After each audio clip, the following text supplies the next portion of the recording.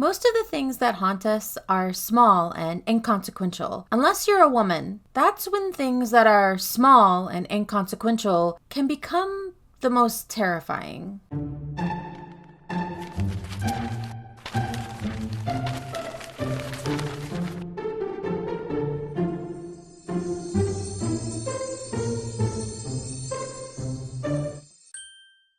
Merry meet, my fellow bookish witches. Welcome to Witchy Reads, a place where we talk about books and other bookish things. Since the beginning, horror and the woman experience have had a sort of connection. This isn't a surprising connection, especially when a woman's body can be described as the core of pain. This happens as if by design, from birth, and can absolutely be viewed as something monstrous. In horror, it's hard not to see women as objects that ultimately are controlled for what are supposed weaknesses and perceived threats. Body horror tends to be used the most when telling women's horror stories, with reproductive horror being the primary focus. Unless you think unwanted pregnancy is a horror, which I guess it kind of is. Body horror is a trope within horror stories, whose literary origins can be traced back as far as Frankenstein. In fact, it is still heavily tied to the dark Gothic side of horror. A story that utilizes this trope is seeking to tap into a person's primal fears, knowing oneself as a physical being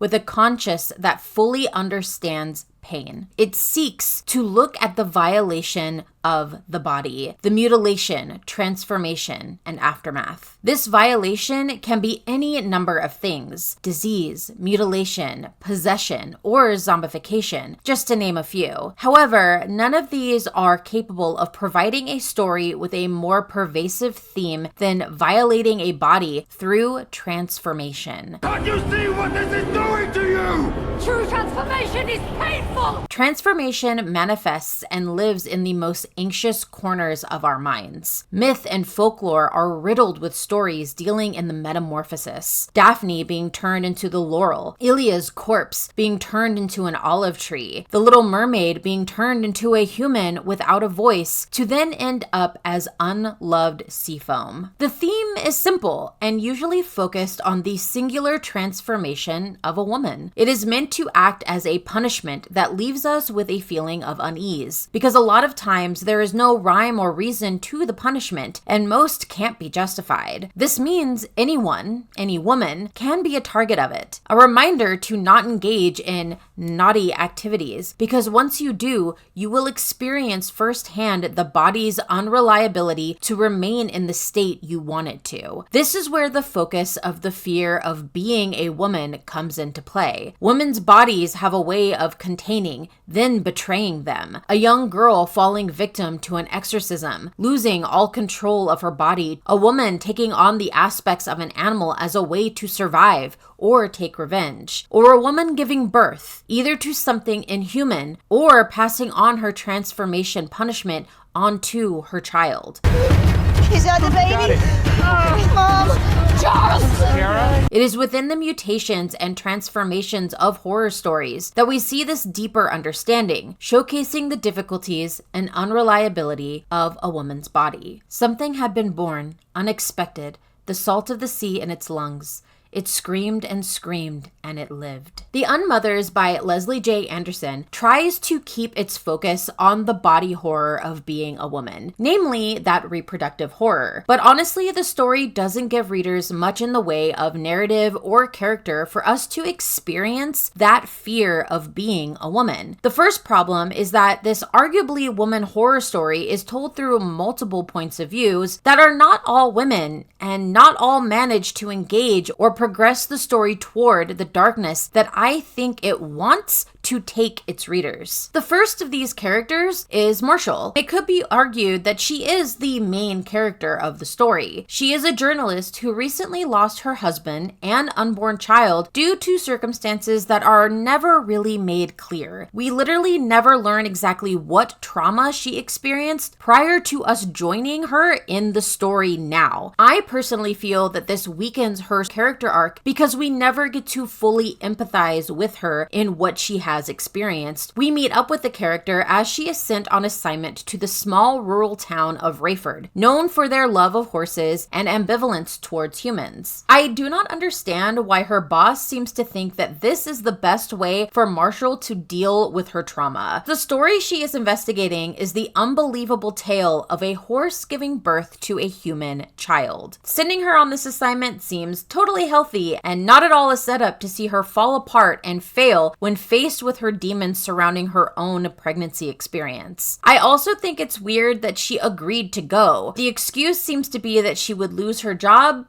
so she went along with the idea anyway. Outside of the story, this is such a huge company red flag. Companies shouldn't do this, and employees shouldn't agree to things like this. I digress. What I wanted to be the conclusion of Marshall's story is part of what kept me reading. I wanted this character to do and say more towards the woman horror experience, and ended up being sorely disappointed. What little backstory we get on her isn't enough to fully embrace her traumatic experience. The story has no interest in covering anything in the past and is completely focused on the here and now. What makes this especially hard is that we never fully learn what happened to Marshall's baby. Did she get an abortion? Did she have a miscarriage? All we know is that her husband wanted a child. She didn't. He died. She learned she was pregnant, but didn't have the kid. And now she is suffering from what seems to be a mental break. Her character seems to only be a part of the story to be the main feminine viewpoint that serves as to only be abrasive towards the other women in the story, as seen by multiple interactions with other characters that just so happen to be women who are pregnant. Marshall immediately ruffles feathers with the townspeople, but she still manages to insert herself in every weird occurrence that follows her arrival to Rayford. She does form a friendship with a local cop and then begins an uncomfortably close relationship with Roswell, the teen father of the alleged horse baby. He is another point of view character we get throughout the story, and it is one of the many that I felt was unnecessary. There is nothing that happens to Roswell that couldn't have been told from another character's point of view. I would argue the character of his mother would have been a good choice, as we also get a point of view from her. It's pretty clear once we learn more about his character that the only reason for his point of view is to endear us to him. The story needs us to like him despite what we learn about the character later on. Yes, he's young, but he's not so young that I can forgive what he did without him experiencing some consequences. And no, having to parent his child is not a consequence. Single parenthood should never be looked at as a punishment, and yet that is one of the many points this book seems to be making. The other point that the book seems to want to make is that women who opt to quote unquote remove their baby by using a specific ritual are horrible. The town will whisper about you and your child for the rest of your lives. I don't think we needed the guise of horse lore to cover up what is trying to be said here. I mean, it's pretty obvious. The pretense does fall pretty quickly because we immediately learn that Roswell is the father of a very human baby. No horse was involved in the creation of the baby, but it was involved in another way, because within this horse lore is a ritual that helps women remove unwanted pregnancy. This ritual was recently attempted, but failed. This baby is the result. While Marshall never gave any real credence to the initial story, she does begin to suspect that something weird is going on. Her feelings are confirmed when the bodies of a migrant worker and a horse are found in the middle of a field. This doesn't change the dynamic of the town much though, except when it comes to the character of Daly, Roswell's grandfather. We also get some point of view chapters from him, but unlike other characters, an argument could be made that at least some of it is relevant. Daly is the local drug lord in Rayford. That is why he likes staying in Rayford. He is the top dog there. Ever since his great-grandchild was born, however, he has been stalked by a bipedal deer creature, and with his vague understanding of the lore of Rayford surrounding unwanted pregnancies, he is concerned about what that means. So now he needs to figure out what this creature wants, and he's willing to do anything and use anyone to do it. There was a horse that gave birth. There was a baby. There was a clearing. There was a circle. There was a tree. If your horror story focuses on lore, it is important to set up that lore well. The details matter, the context, and execution. The Unmothers doesn't do its lore justice. The lore needs to be the accumulation of the horror, the part of the plot that progresses the fear and anxiety forward for the characters. The fact that the lore in the story surrounds reproductive body horror should mean it is presented better. Rayford is a small, rural, isolated town where a legend of a creature that helps women take care of an unwanted pregnancy seeps into the everyday lives of the townspeople. This entity is an anthropomorphic horse creature. How you summon this creature is so confusing and convoluted that even the women in Rayford aren't fully sure on how it works. At the beginning of the story, you think it just appears when someone is pregnant and basically pops its head into their home and goes, "You good? Are you going to make the right decision?" Then the woman has to decide if she wants to go through with this ritual before anything is really fully explained to them, like what the steps are and what will happen after it is complete. All right, here we go. It's gonna be gnarly. No, please, please. No, please. Wait a second, I just thought of something. Readers don't get told how the ritual works until the end. Even then, I would argue it's not made very clear. Of course, the woman could also decide to not go through with the ritual and keep their baby. The one scene where we see this fully play out, we see that the idea of getting rid of the pregnancy is like a dark entity that clouds the woman's judgment, and she must fight through it in order to make the decision to continue with her pregnancy, thus implying that the creature ultimately wants women to get rid of their baby, not to rescue women who are forced to be in a difficult situation, and the implication of that can be looked at as cruel. It is very much giving the illusion of being pro-choice while not so subtly calling out women if they make the wrong choice. We see this later on with the character of Emma, the mother of Roswell's baby. If a woman does decide to accept the services of this creature, they must perform this ritual, which involves an incantation at a specific location, a human sacrifice. Then one of two things will happen. Either the child is removed from the human womb and placed into a horse womb, or if the baby is already born, it is placed into a stall where it will slowly turn into a foal or baby horse. This adds a level of confusion when it comes to Roswell's baby because the text explicitly states that his horse did give birth, but we then learn later on that Roswell found the baby left in the horse stall where Emma, the mother, had placed him to turn into a horse. Basically, both things seem to be happening here, and it makes it all the more confusing and the lore less effective. In addition to this, Emma's baby ritual never had a sacrifice, which we don't really learn is the main issue causing all the mayhem in Rayford until about halfway through the book. This means that this horse creature is on the prowl for a sacrifice, but the book isn't sure if the sacrifice can just be a random person or if the ritual needs to occur at the specific location with a specific person. This ritual, this lore, is not fully fleshed out, and because of this, the atmosphere very quickly begins to break down. As a result, the horror begins to lose its effect. You got any kids? Nah, not for me. The words made her feel relief, and relief made her feel guilt. The next important character in the Unmothers is Emma. She is the mother of Roswell's baby, and arguably the character we should have more point of view chapters from. Emma is a teenager that the text implies is a lesbian. It is also heavily implied that the conceiving of the child wasn't exactly consensual. It flames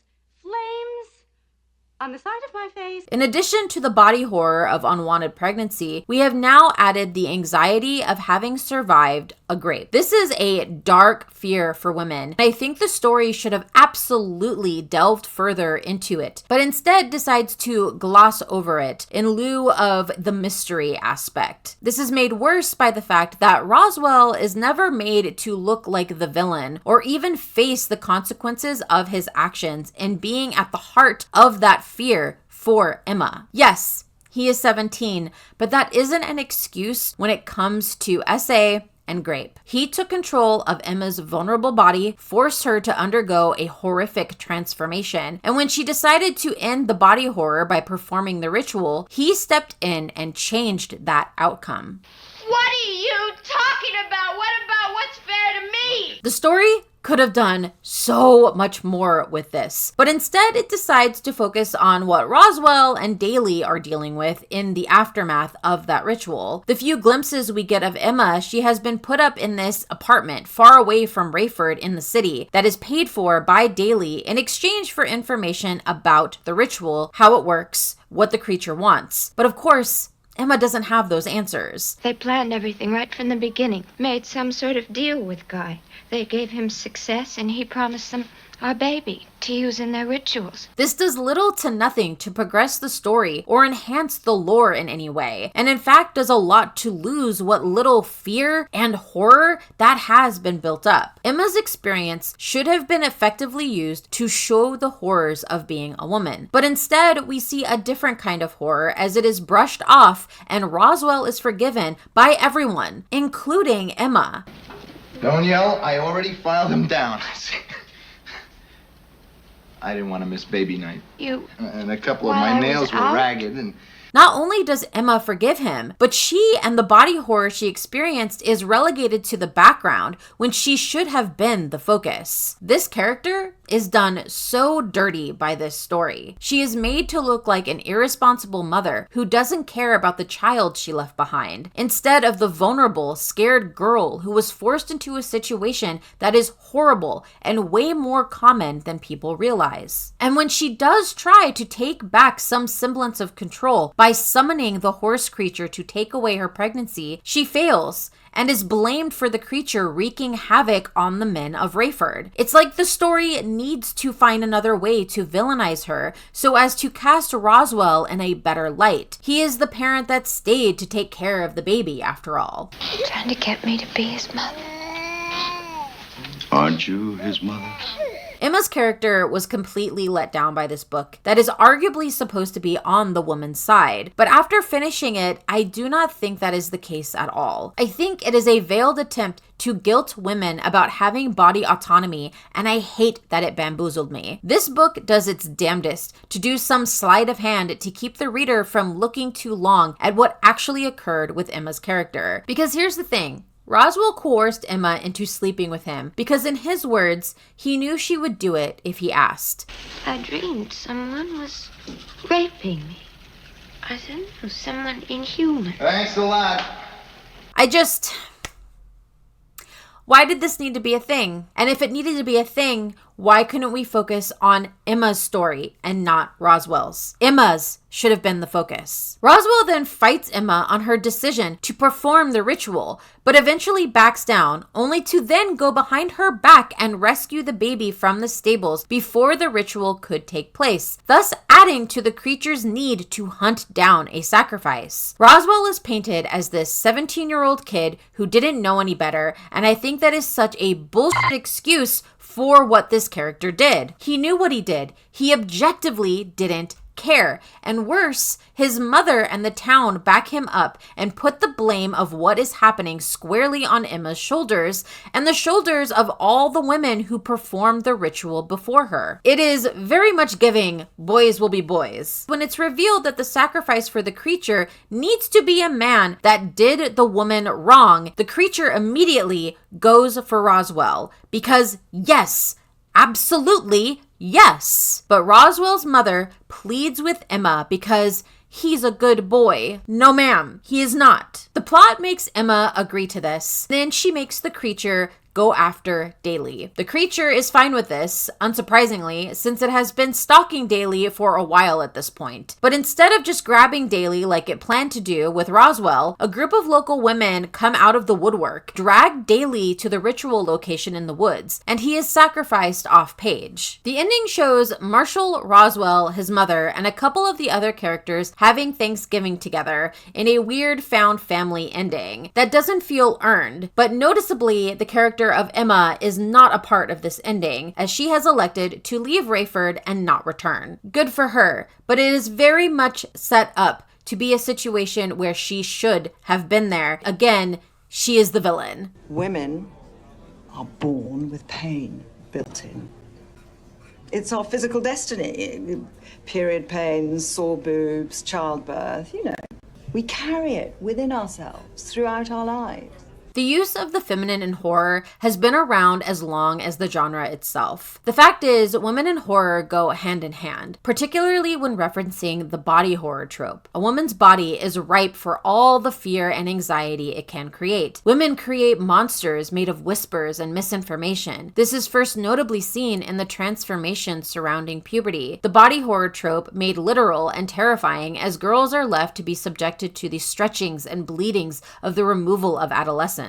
This is when the fear is most heightened, when the notion of sex is surrounded by puritanical nonsense. This transformation is a horror, but also an escape, an emancipation from the life previously lived, now freed of one skin that trapped her for one that releases her female power. Now she can act in ways that are natural to her, embracing the power of womanhood, taking on more threatening aspects. Those parts are very dark. Reproduction, abortion, pregnancy, birth. These are the darkest parts of reproductive horror, where the women can easily lose or regain control over their bodies. Women's body autonomy is one of the foundations of the body horror trope. Unstable, vulnerable, frightening, difficult, suffocating, monstrous, with the ability to change right before your eyes.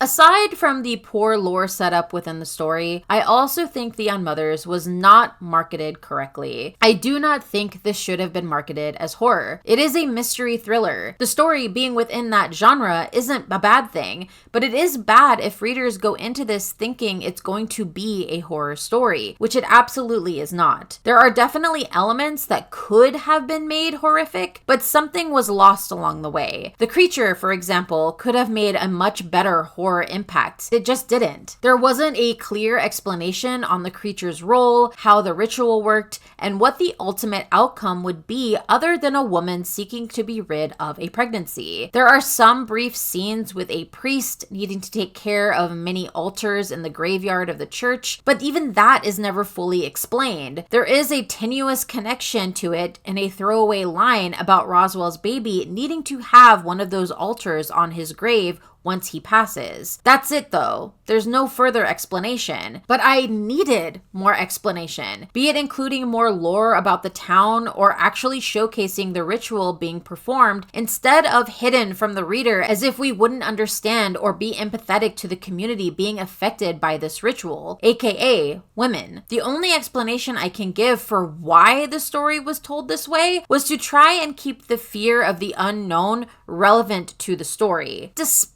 what is claimed, the book had no interest in being on the side of women who want to take back control of their body and fear, which renders the message of the story useless. Now, I do think the prose were very good, but it wasn't enough to fix the narrative or plot issues with this book. I do think this is why the first 30-ish% worked. But once we had to get into the lore and needed to feel that fear, it fell flat. For these reasons, I have to give The Unmothers a rating of 2.5 stars. Reproductive horror is a brilliant fear to showcase in horror stories. I just don't think it was done well here. It felt like the book wasn't interested on being on the side of women, but also because it just wasn't a horror story. A prolonged mystery that readers need to solve is fine, but you have to give us something for us to follow that leads to at least a semi-satisfying conclusion if you're not going to have those horror elements. Thank you for joining me in my first spooky book review of the spooky season. Let me know what books you are reading for this spooky season down in the comments below. I would definitely love to learn